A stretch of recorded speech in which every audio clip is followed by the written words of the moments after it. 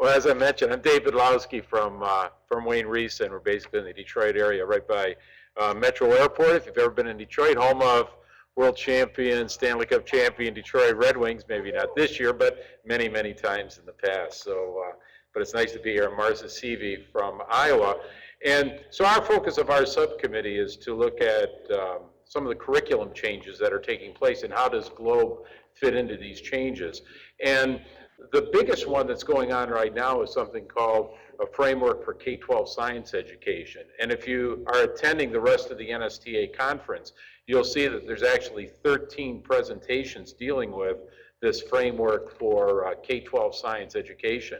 And I would encourage you to maybe attend one of those if you get the chance while you're at the conference.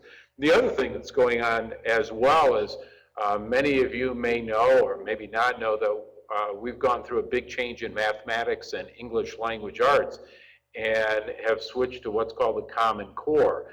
And what it's doing is kind of bringing a consistent curriculum across the United States. And we see that in English language arts and in mathematics.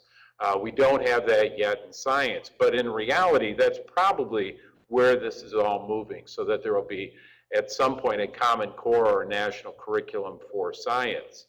And that's what we're looking at. How does GLOBE position itself with these changes that are happening in the K-12 curriculum in the United States? And this document is available online. It's about a 400-page document where everybody has, well, it has a group, the National Research Council has worked on this, Achieve, and some other groups as well. And in this document, we've really defined what science is to look like. And that work has already been done. The science has already been described, but what's going to take place is to change those into standards or maybe adapt those into standards. So what does that K-12 framework for science education look like in kindergarten, first grade, second grade, third grade, bands of 6th through 8th grade, and then bands in high school 9 through 12. So that's kind of what's coming in terms of science education, is that there's this big change taking place to come up with the next generation science standards, which probably will lead to a consistent science curriculum in the majority of the United States.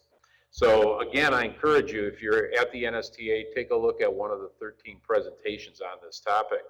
But just to kind of give you an idea or a flavor, if you're not familiar with these changes, what they're looking at in this basic architecture is to combine three pieces. And one is the practices of science, the cross-cutting concepts of science, and the core ideas of science. And in another way of putting it, when you see practices up there, that's referring to what we used to call inquiry. And inquiry, the reason that they've kind of gotten away from that term is that it seemed to be difficult to implement within the classroom other than having inquiry units maybe at the beginning of a school year. And what we're really looking at is what are the practices that scientists go through on a regular basis.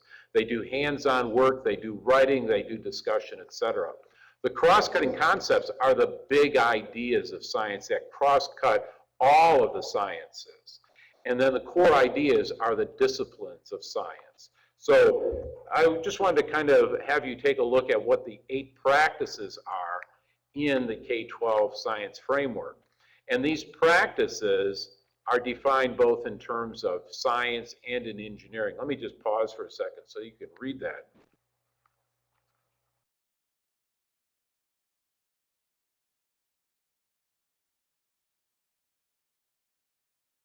And I don't think you'll see anything that's particularly new and what we used to put under the term of inquiry. But now the term practices is being used in the K-12 framework. So if you hear more about it, it's the practices of science. And you'll also notice that it kind of has a little bit of an engineering kind of tweak to it, particularly like the first one, asking questions, but also defining problems. Another good one would be it may be constructing explanations and then designing solutions. So you'll see kind of a little tweak of engineering and science inquiry together coming under these practices. And these are the cross-cutting concepts that we're talking about in the K-12 framework. I'll just pause for a second so you can read that.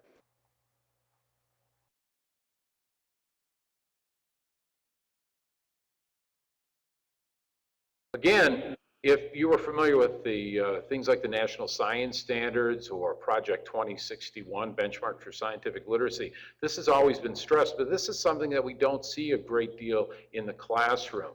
We'll see a lot of hands-on science, we'll see a lot of content, but we don't necessarily see it connecting to these big ideas. And again, that's kind of what our task is with GLOBE. How does GLOBE fit into those practices? How does it fit into these cross-cutting concepts? And then the core ideas are pretty traditional.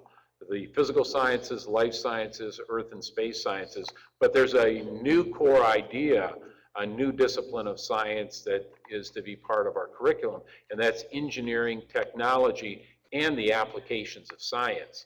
And that section needs to be integrated within the physical sciences, the life sciences, and the earth and space sciences. So those are kind of the big changes that are taking place in science education today and are really being brought out here at the NSTA conference. But as I mentioned, how do these integrate? How do these three pieces play with each other? How are they intertwined? The practices, the cross-cutting concepts, and the core ideas. And as we look at GLOBE and what GLOBE has, how does GLOBE, what are the practices of GLOBE? What are the cross-cutting concepts? How does GLOBE cross-cut the major concepts in science? How does GLOBE fit into, and that part's probably the simplest, the alignment to the disciplines of science. And I encourage you to be aware of these standards. There's about 5 of us on the committee that are working on state teams that have reviewed them. And they've been just within those review teams for about the last 2 months, we've had the chance to review the documents. And they're going to be released for a public review in late April. There's a website, probably should have put on here. I would encourage you to look at it. It's nextgenscience.org. nextgenscience.org. And the gen is G-E-N for Next Generation Science. Well, at nextgenscience.org, up in the upper right-hand corner, you're actually able to put in your email address so that you can get on the mailing list for the progress of this document. What's good about it, though, is that it will come out in late April, and it will let everybody in the community have a chance to review the standards for the first time. It will then go back. It will only be open for about 2 weeks, and that's why we'd like as many people as possible. We'll inform the GLOBE office. Maybe it can send out an email. Maybe folks can be aware of it at that time. But then it'll go back to states reviewing it, and there will be another public review in late summer of this year. Then it will be brought back together again, and the standards will probably come out in December of 2012 or early in 2013.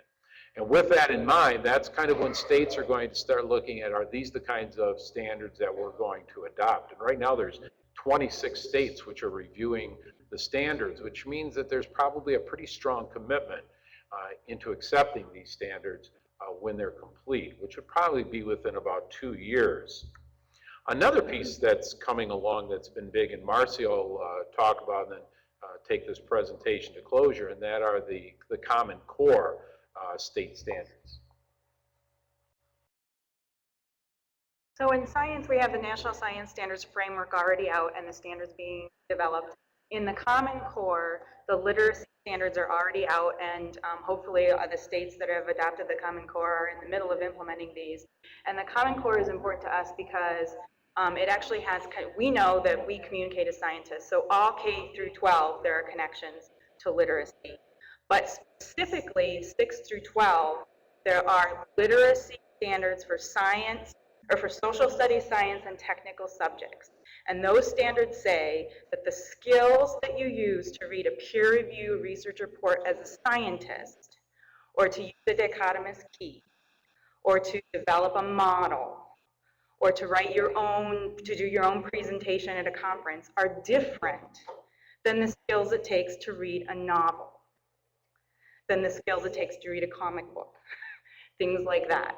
And so they want the literature teachers and the science teachers and the tech teachers and the social studies teachers to work together to teach those literacy things.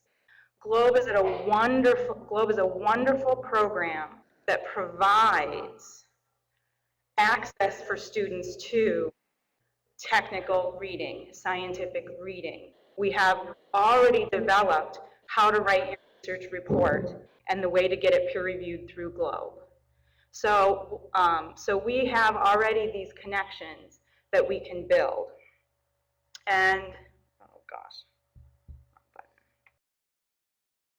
So then the question is, what does this mean for Globe? And what our committee would like is for you to send your ideas to the committee about what does this mean for Globe? What should our standards, linkages look like in the future? Should they look just like they have in the past, or should they be different?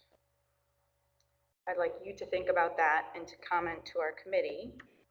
We have some ideas, and our ideas are that we could create exemplars or the story of how, if your school participates in a Globe IPO, this is the suite of things, that the standards that they are doing. They are doing all of those inquiry or practice standards.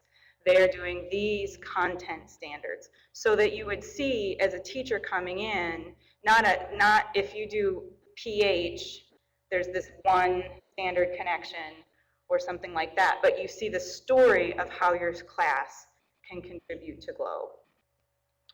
Let's see. And then, of course, we'd have the individual alignments as well. And those will be added into the teaching and learning component of the new website.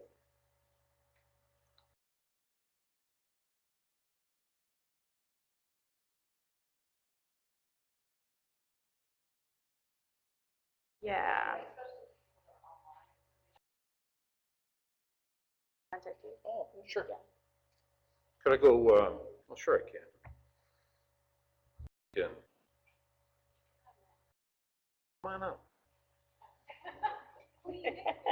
It's a nice opportunity for everybody to thank Julie for all of her work that she's been doing with the computer here. Thank you. Let's hold it right there. Oh, thanks. Let me put in that website that I talked about, Next Gen Science. Oh, you did? Oh, yeah, very nice. Well, another nice round of applause for you. And my name is Davidbydlowski, and my email is bydlowd@risa.net. So that's available. So if you have anything that you would like to add, and I'm sure that a lot of people are really concerned about these changes which are taking place in the curriculum. We're going to have a lot of interest in that. Any questions that anybody has?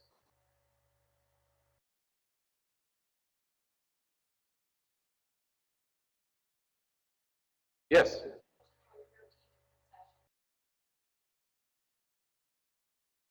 Well, her question is there's 13 sessions that are taking place at NSTA, and I think one for sure that I would recommend, and I don't know the time, I think it's Friday, is Steve Pruitt. If you do a search and you look for Pruitt, I'll type that in. Of course, they're not here, so I guess it doesn't matter. Steve Pruitt, and he's directing the project. And I think it would be really good to get the national perspective. What you'll also see here at NSTA are sessions that focus in directly on the practices, directly on the cross-cutting concepts, and also on the disciplines. But I think if there was one, I'd probably attend his to kind of see where he's looking at the national project and is the director and where that is going. So maybe we can get that date or that time and share with you later on today, or do a quick search for that. Share with you for sure. Any other questions?